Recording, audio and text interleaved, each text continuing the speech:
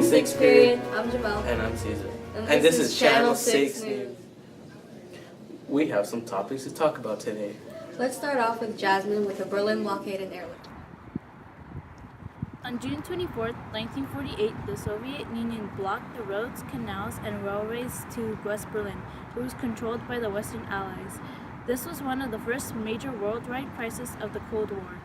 The Soviets believed that it would be difficult to get the food and supplies needed to survive. They also thought that Great Britain, France, and the United States would leave West Berlin. Instead, the Western Allies decided to send supplies to West Berlin by planes. This was called the Berlin Airlift. Many countries such as the United States, Great Britain, Canada, New Zealand, and South Africa sent airplanes to give supplies to people in West Berlin.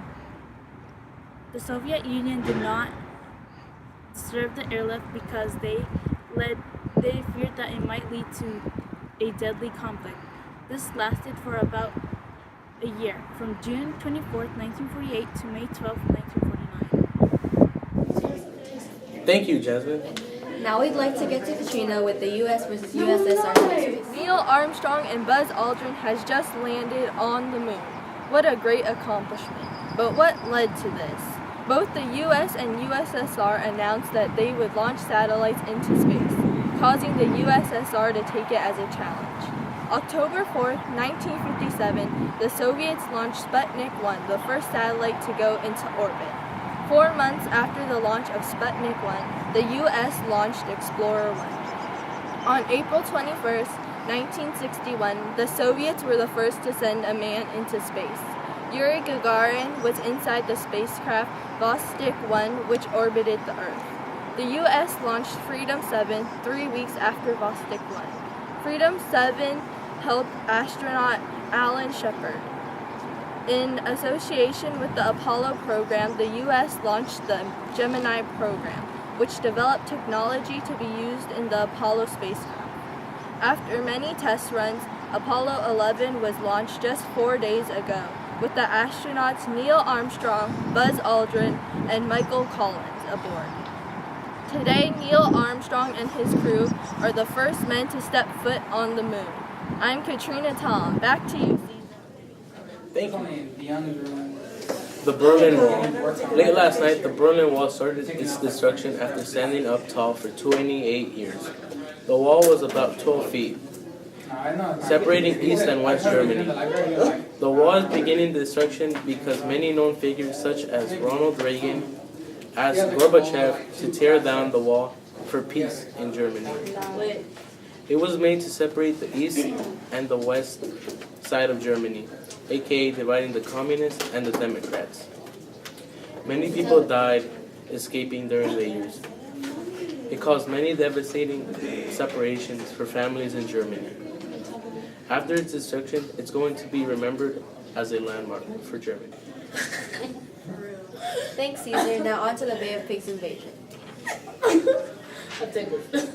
On April 17th of 1961, about 1,400 Cuban exiles organized a failed invasion at the Bay of Pigs on the south coast of Cuba.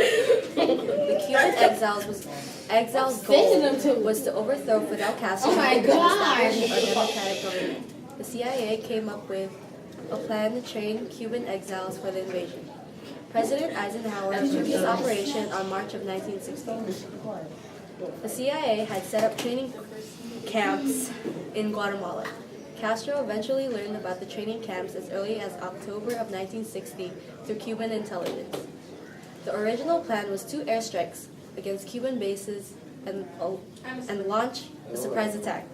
The first complication happened on April 15, 1961, when 8 bombers went to bomb Cuban airfields and missed most of their targets, and so President Kennedy canceled the second airstrike. On April 17, Brigade 2506, which was a Cuban exile army, landed along the Bay of Pigs.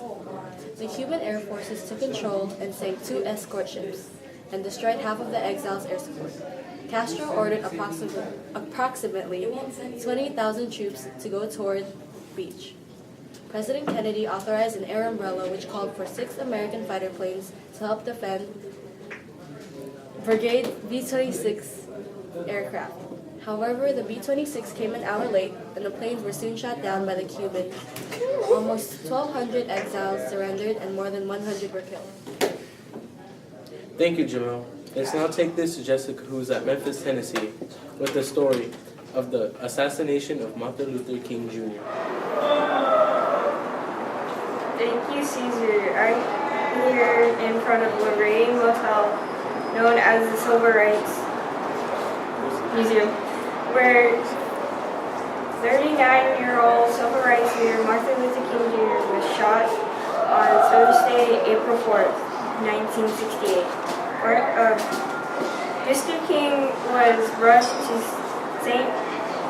Joseph's Hospital, where he was pronounced dead at 7:05 p.m. that evening. He was best known for his role in the achievement of civil rights, use nonviolent disobedience based on his Christian beliefs. He led the 1955 Montgomery bus boycott and helped found the Southern Christian Leadership Conference in 1957. King was also helped organize the 1963 nonviolent protests, including March on Washington, where he delivered his famous "I Had a Dream" speech. There he was established his reputation as one of the greatest public speakers in American history. In the final years of his life, King expanded his focus to include poverty and speak against the Vietnam War, alienating many of his liberal allies with a 1967 speech titled "Beyond Vietnam." In 1968, King was planning a national occupation of Washington, D.C. To be called the Poor People's Champion when he was assassinated. Shortly after the shot was fired, witness saw a man believed to be James Earl Ray fleeing from the rooming house across the street from the Lorraine Motel.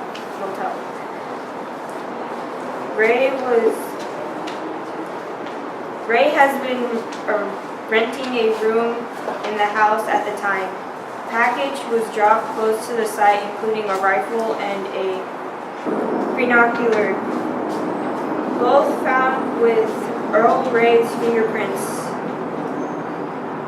41-year-old James Earl Ray was arrested on June 8, 1968 in London at Heathrow Airport.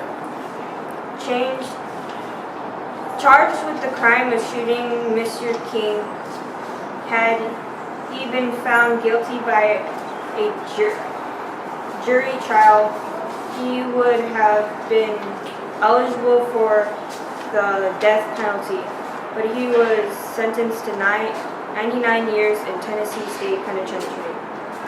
He was later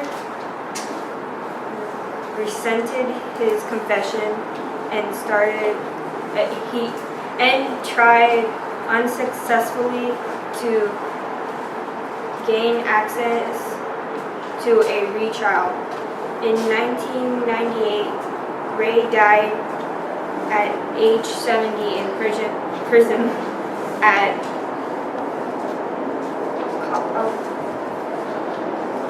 prison of complications due to chronic hepatitis C infection.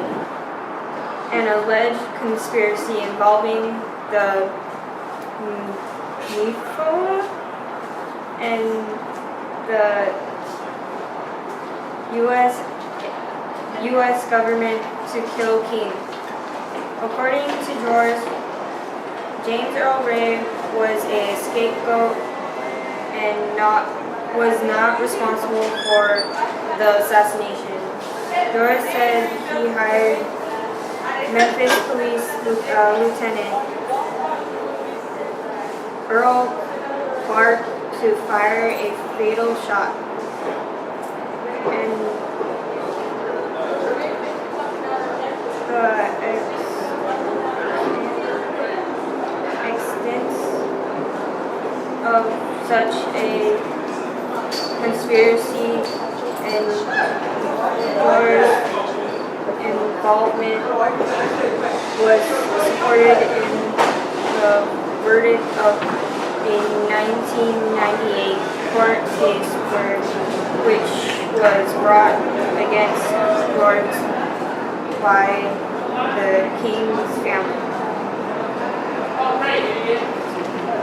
Back to you. Thank you very much, Jessica. Now we'd like to get to Daniel on the parade.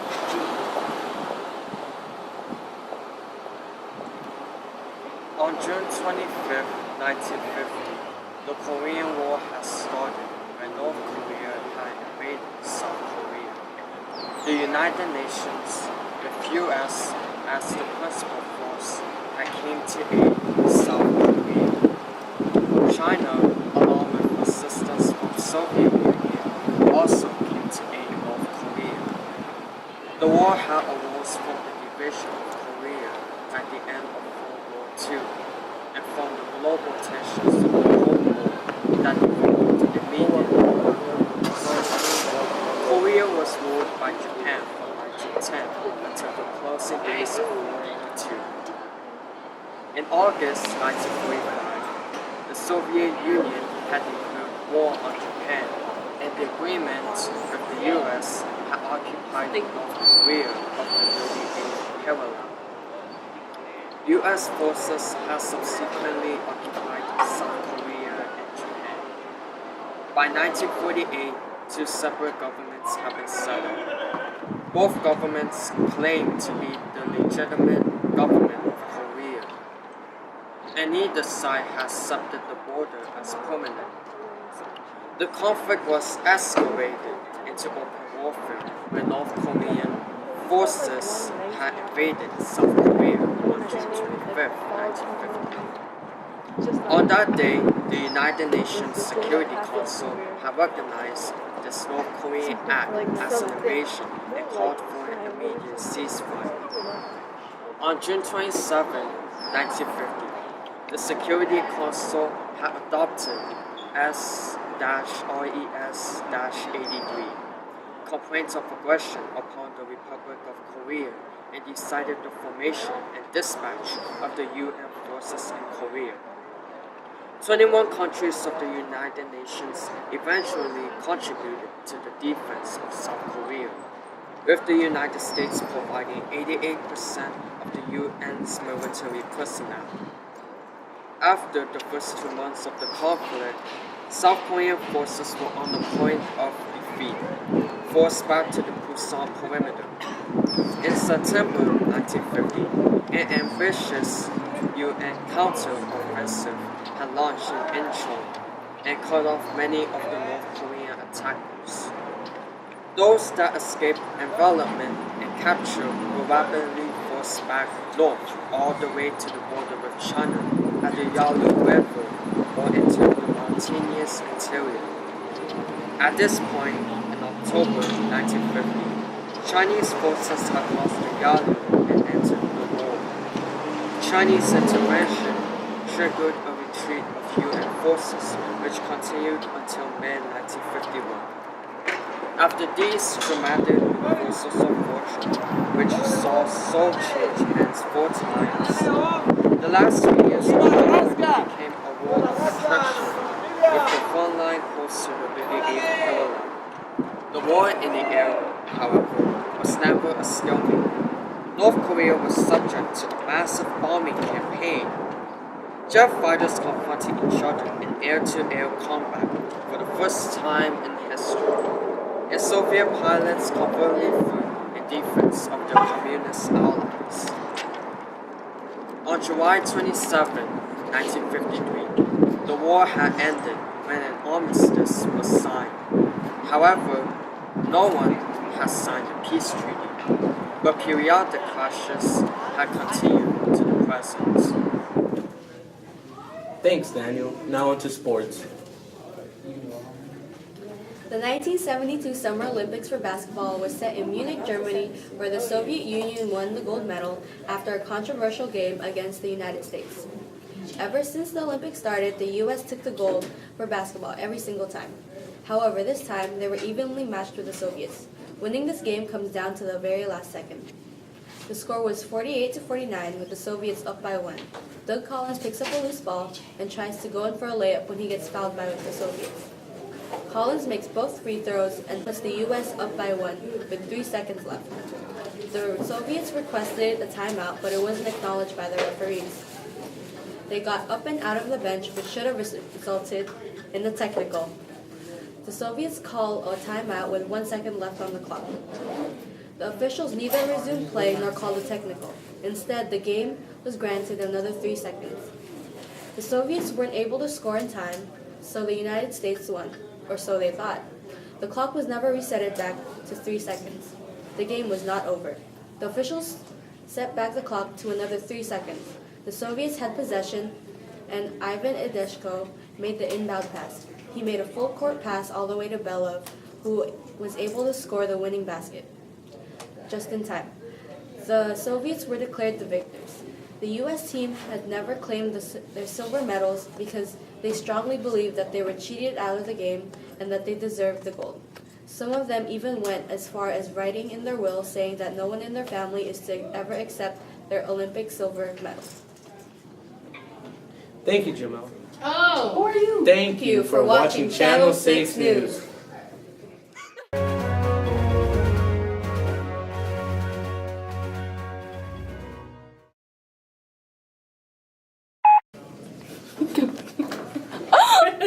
Accomplishment and of how Thanks, Jemmell.